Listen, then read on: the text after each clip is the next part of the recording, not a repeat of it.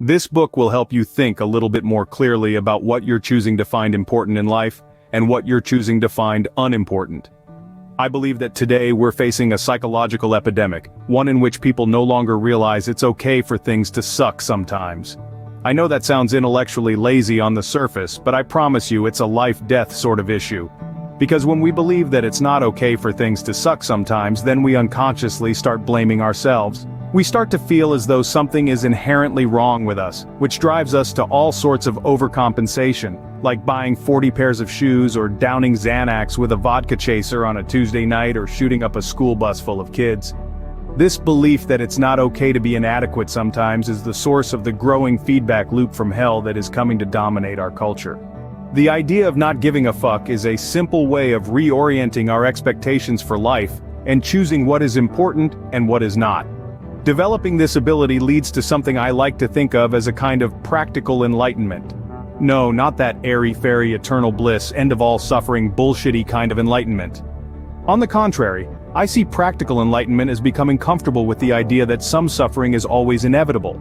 That no matter what you do, life is comprised of failures, loss, regrets, and even death.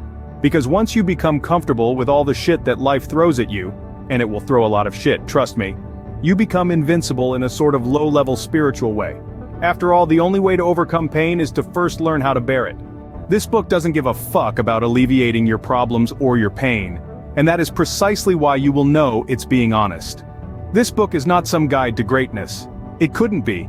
Because greatness is merely an illusion in our minds, a made-up destination that we obligate ourselves to pursue, our own psychological Atlantis. Instead, this book will turn your pain into a tool, your trauma into power, and your problems into slightly better problems. That is real progress. Think of it as a guide to suffering and how to do it better, more meaningfully, with more compassion and more humility. It's a book about moving lightly despite your heavy burdens, resting easier with your greatest fears, laughing at your tears as you cry them.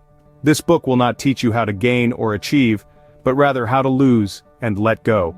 It will teach you to take inventory of your life and scrub out all but the most important items.